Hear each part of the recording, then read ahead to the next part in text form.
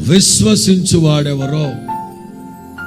నీ హృదయంలో నుంచి జీవ జల నదులు పొంగి పారాలి అంటే నీవు విశ్వాసం ఉంచాలి. Very simple. విశ్వాసం ఎలా వస్తుంది? విశ్వసించువాని కడుపులో నుంచి జీవ జల నదులు పొంగి పారాలి. విశ్వాసం ఎలా వస్తుంది?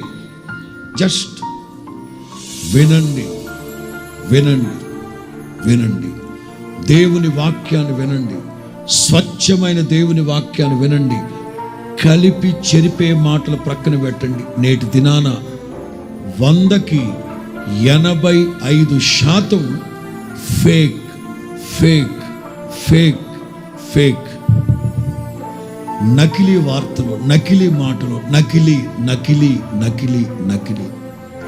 ఈ నకిలీ మాటలు, నకిలీ వార్తలు, నకిలీ చిత్రాలు, నకిలీ చూసినందు వల్ల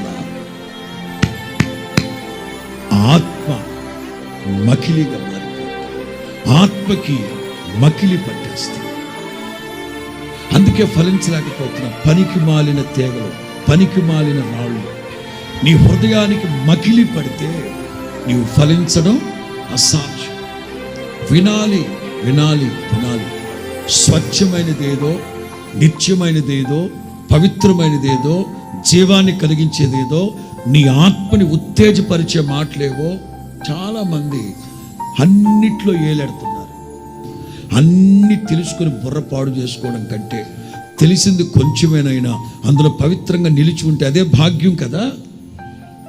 వినుట వలన విశ్వాసం. అలా విశ్వసిస్తే నీ కడుపులో నుంచి జీవ జల నదులు పొంగి పారునుగాక. నీలో ఊరుతూ ఉన్న నీళ్లు అనేకులని దేవుని వైపు ఆకర్షించునుగాక. వినుట వలన విశ్వాసం కలుగుతుంది. ఆ వాక్యముతో ఎవరైతే ఐక్యపడతారో, ఐక్యతను కలిగి ఉంటారో వాళ్ళు ఫలిస్తారు. వాక్యమే మనల్ని ఫలింప చేయునుగాక.